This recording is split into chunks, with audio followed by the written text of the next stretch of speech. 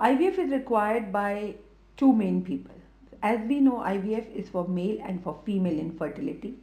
If the male has a problem with the sperm count or the quality, so that means if there is oligospermia or oligostenospermia or oligosteroteratospermia, or if there is no sperm at all, then for male factor and for female factor if the tubes are blocked. So if you broadly ask me, mainly for a female tubal block where the egg cannot pass into the tube, or the male problem with the sperm, and the third is unexplained infertility, where we really do not know what is the cause of infertility. People have tried to conceive and they cannot conceive, and what is then called unexplained infertility is the third factor, who are the people who require IVF.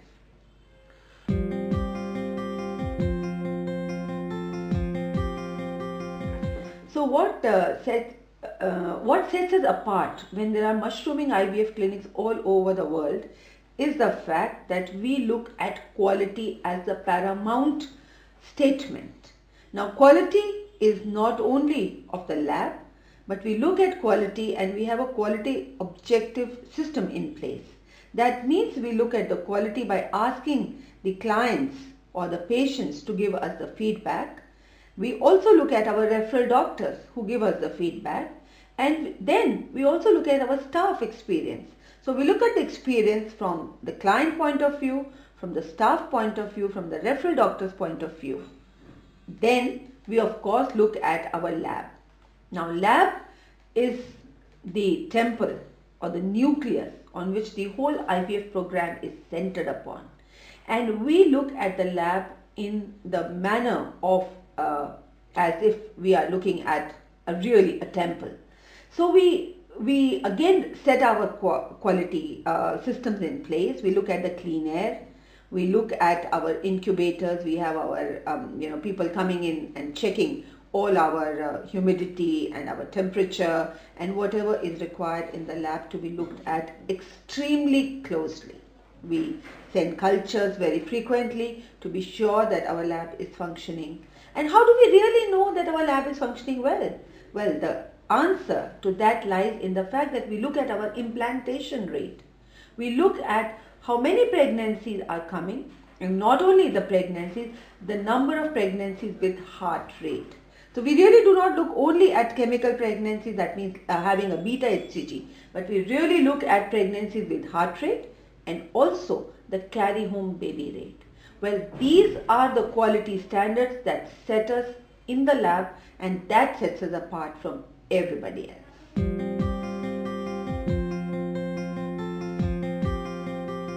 Now, our success rate in IVF is at par with the world standards. We have a success rate of around 40% in normal IVF cycles. But what sets us apart is the egg donor surrogacy cycles, where our success rate is unparalleled. It's 80% in the first cycle itself and 95% in the second cycle. So we are nearly giving a guaranteed success in egg donor surrogacy.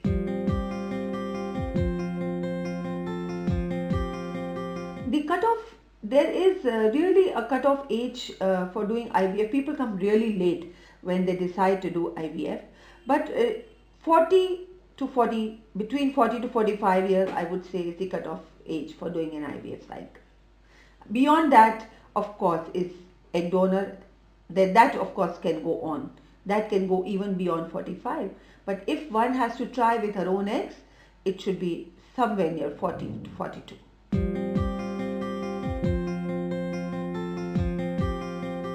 Now, if anybody decides to do an IVF cycle, he or the couple should land here on the first day of the menstrual cycle. So we ask them to time up their travel plan such that the first day of the menstrual cycle is here, and then they have to stay here for about 2 to 3 weeks. So from 15 to 17 days, I would say, is the ideal time when they should be here.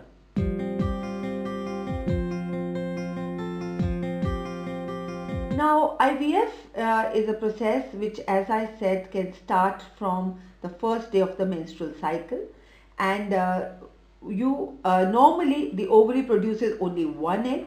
but because we are hyperstimulating or overstimulating the ovary to produce a number of eggs. So the woman has to take hormonal injections from first day itself, and that can last for about 10 to 12 days. Every 2 or 3 days an ultrasound is done and her blood tests are done to be sure that the eggs are growing well. When we have the eggs are ready, say when they are about 16 to 18 mm, then that is the time they are given a trigger shot of a rupture injection, that is the HCG injection, and within 36 hours the eggs are picked up. And this process is done through the vagina. An ultrasound probe is introduced into the vagina, and through a needle the follicles are ruptured and the eggs are drawn out into the test tube where they are mixed up with a washed semen sample. And if the semen count is very low, then each egg is picked up and each sperm is picked up by an injection needle, and intracytoplasmic sperm injection is done. So we make sure that embryos are formed outside.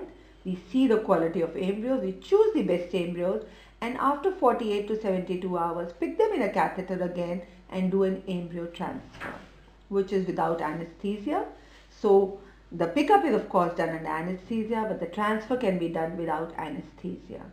And then the woman is asked to be in the bed for about 24 to 48 hours. After leading a sedentary life for about 24 hours, she can move around and she can do her routine work. And then she does a beta HCG test after 15 days or 2 weeks of getting the pickup done.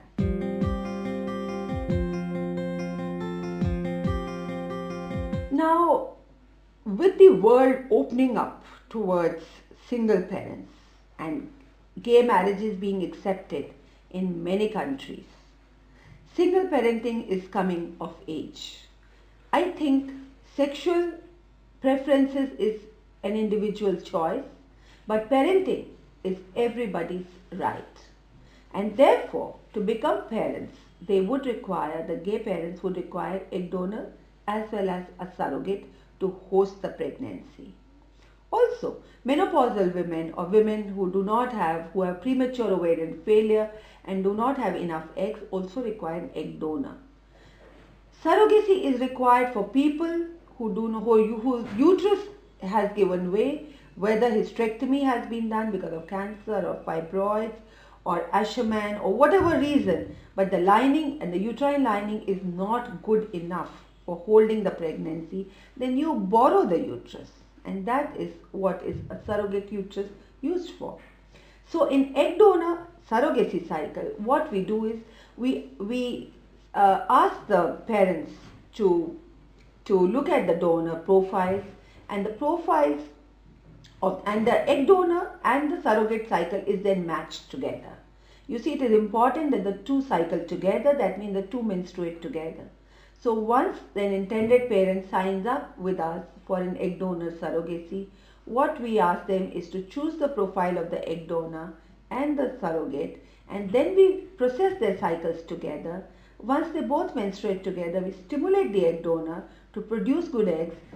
Simultaneously, we stimulate the surrogate to have a good lining of the uterus, and when the two are matched together, we do the process of IVF similarly as we do for others.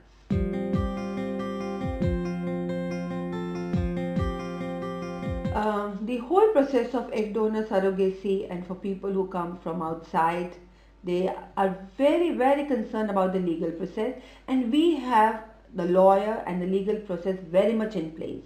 Before we starting the process, the intended parent signs up the legal papers with the lawyer and the surrogate and the egg donor, and all the process is in place. Also, as we go along, whatever is required is also taken care by the lawyer, and of course the exit process, which is the final process of taking the baby back to their own country. So before starting the process, of course, we have to be very sure on the laws of that country, whether they allow surrogacy and whether they can take the baby back. So, and when the baby is born, it just takes about 3 to 6 weeks depending on the country. The lawyer prepares the papers, the medical papers, the legal papers are all combined together, and the client or the intended parent just walks up to the embassy and gets his passport made for the baby, and then applies for an exit visa, which is a extremely smooth process where the process is in place. So the whole process of exit does not take too long, from 3 to 6 weeks maximum.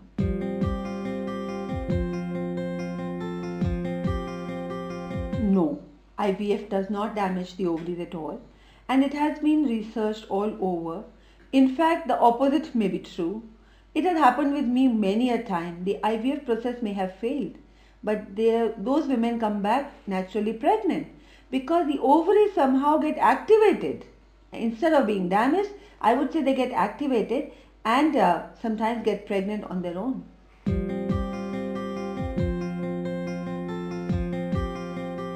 Now, once the IVF fails, then we wait for about 2 or 3 cycles for her to resume her normal cycles, and we can repeat after 2 or 3 months.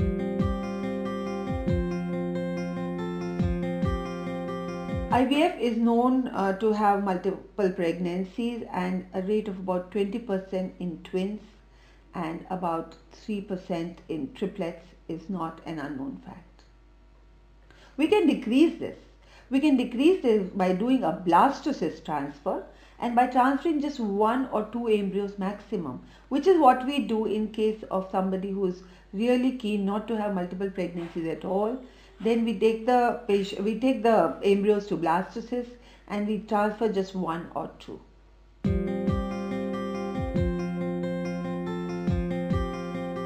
There is a slight increase in the defects, and imprinting and epigenetic defects have been seen, but I would say, if you ask me statistically, they are insignificant.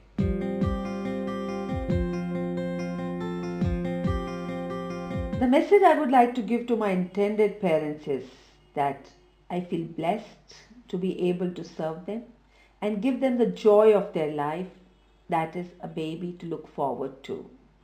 The obligation is all on my side, and I would like to thank them for giving me this opportunity. Also, in today's era, I believe that there is no way, if somebody decides to become a parent, that he or she will not achieve that. Because it just requires 3 things: the patience, the perseverance, and the finances to have. So if somebody is patient, has the perseverance to go on, and can spend some amount of money, and is flexible in his approach, there is no way that he or she will not become a parent. So I would say, please give a chance to me and my team to serve you, and we are there to give you happiness.